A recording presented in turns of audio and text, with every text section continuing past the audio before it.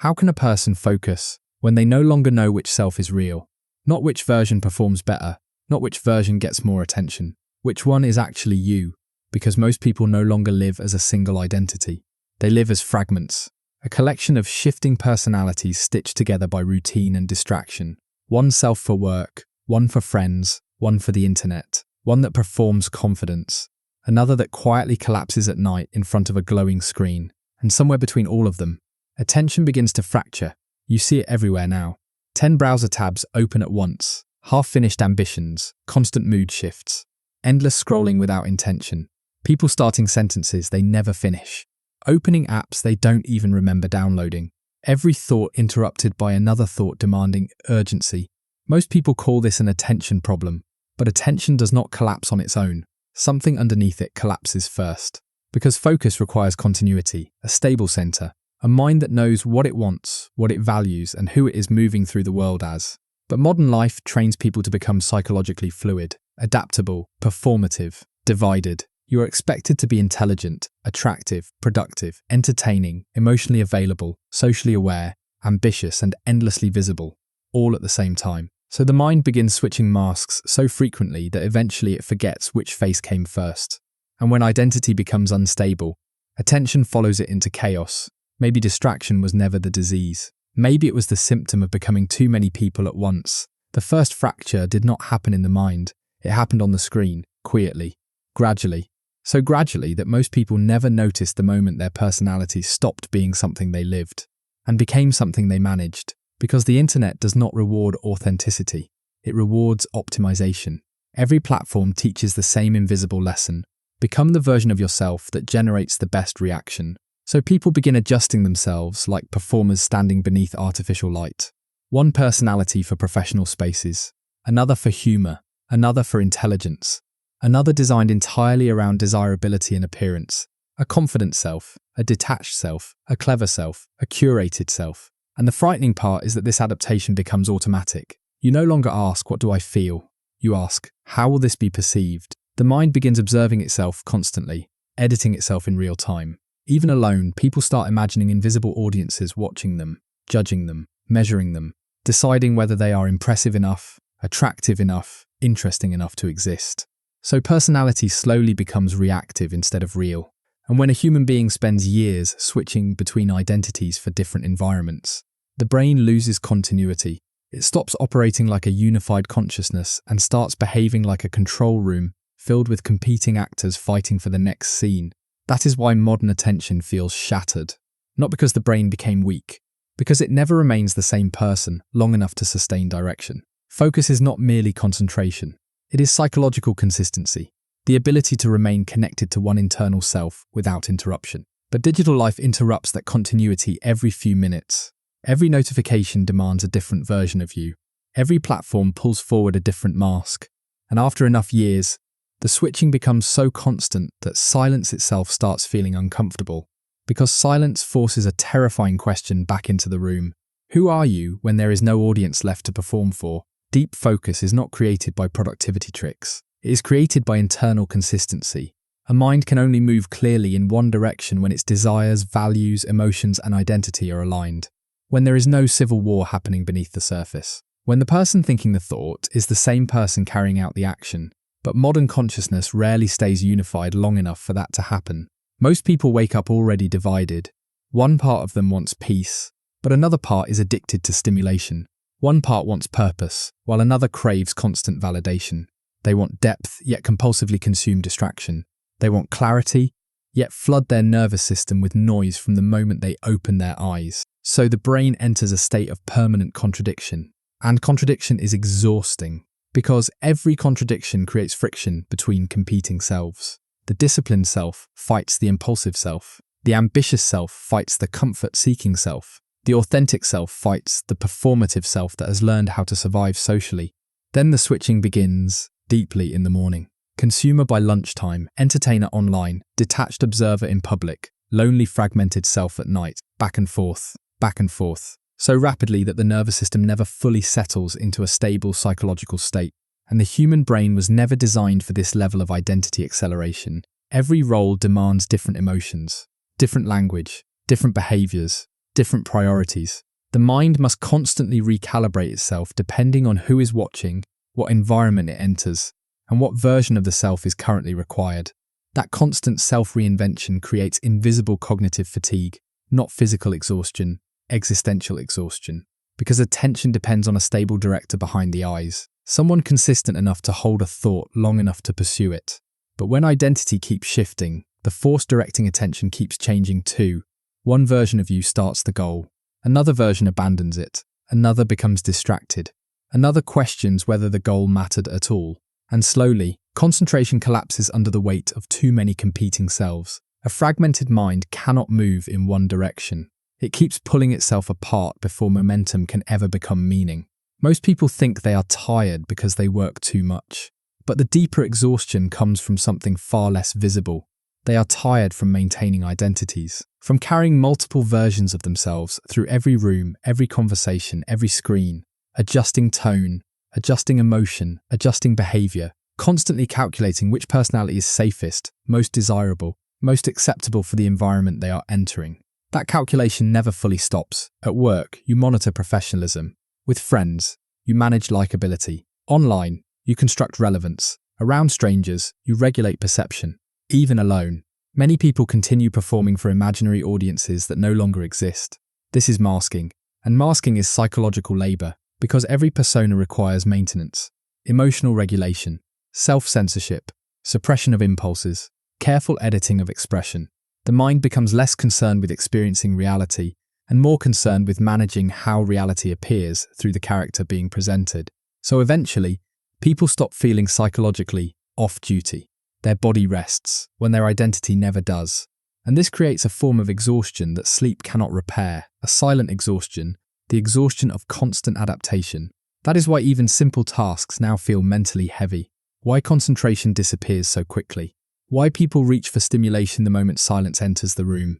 Not because silence is empty, but because silence removes distraction from the fragmentation underneath. In silence, all the conflicting selves become audible again. The anxious self, the ambitious self, the lonely self, the performative self, all speaking at once. So the brain escapes into scrolling, music, notifications, consumption, endless streams of noise, powerful enough to temporarily drown out the instability within.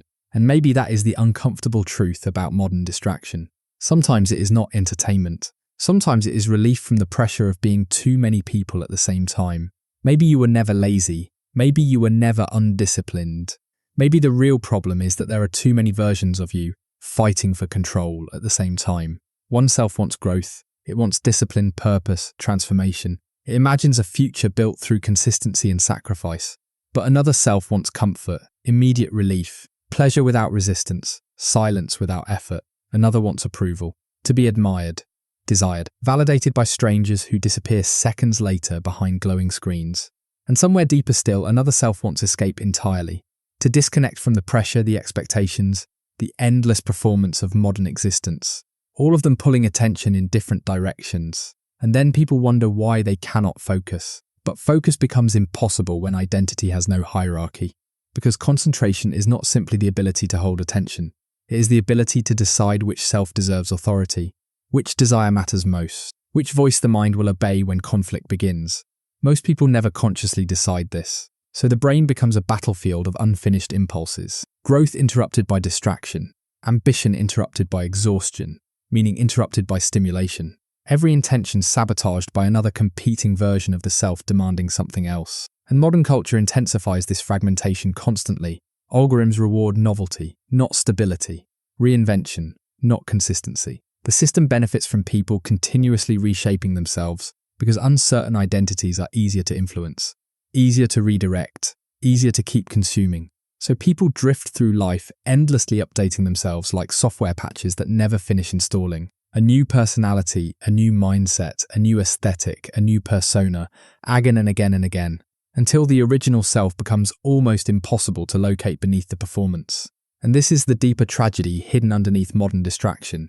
You are not merely struggling to focus. You are struggling to remain psychologically coherent in a world that profits from your fragmentation. Because a divided mind cannot commit fully to anything. Not goals, not meaning, not even itself. There was a time when silence felt natural. Now it feels threatening. Most people cannot sit alone with their own mind for more than a few minutes before reaching for stimulation. A phone, music, videos, notifications, anything capable of filling the space before their thoughts fully arrive.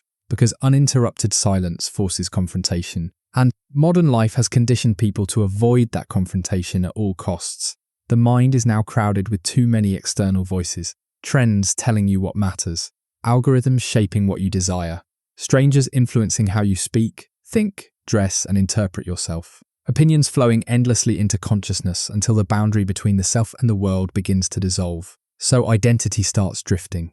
People absorb fragments of personalities from everywhere around them. A mindset from one creator, a belief from another, a style copied unconsciously, emotional reactions learned through repetition, entire identities assembled from scattered digital debris, and eventually a disturbing question begins to emerge beneath the noise. Which thoughts are actually mine? Not repeated, not inherited, not optimized for approval. Mine.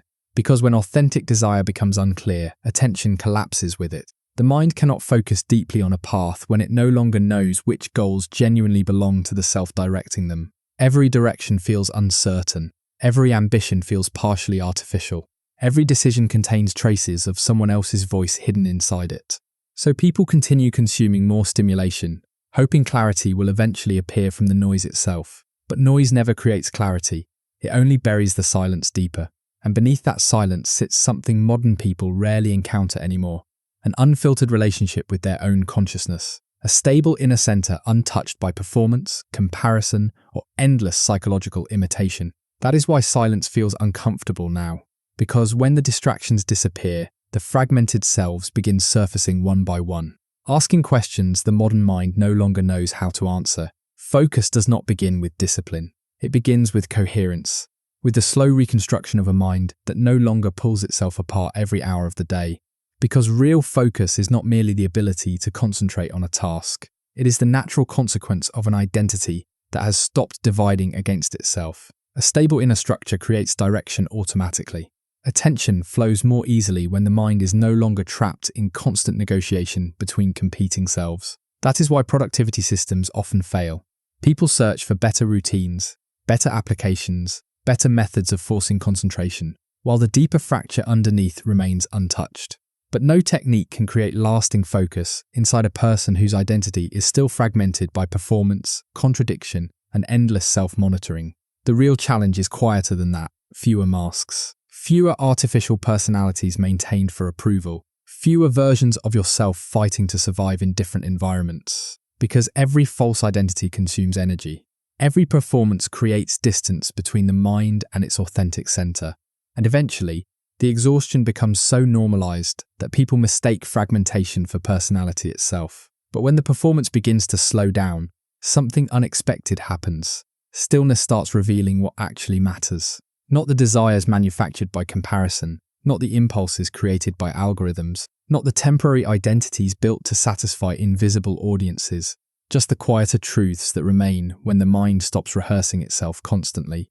And maybe clarity was never something you needed to chase. Maybe clarity appears naturally the moment the mind no longer has to pretend to be so many different people at once. How can a person focus when they no longer know which self is real?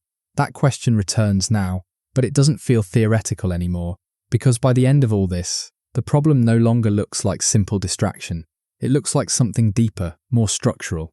Not a mind that lost discipline, but a mind scattered across too many versions of itself to ever stay whole for long. Modern people are not just unfocused, they are divided, dot across roles, expectations, performances, and silent adaptations that change depending on who is watching and what is required of them in that moment. Each fragment pulling attention slightly away from the others until nothing remains fully centered. So the crisis of attention was never only about concentration, it was about selfhood. And maybe the unsettling truth is not that your mind lost its ability to focus. Maybe it never did. Maybe it simply lost a stable person to follow. Because attention cannot exist in isolation. It needs a direction. And direction needs a self coherent enough to hold it steady through time, through silence, through contradiction. Without that, everything scatters. And in the end, what remains is not just distraction, but a quiet realization that feels almost too simple to be true. Attention is impossible without a stable self to direct it.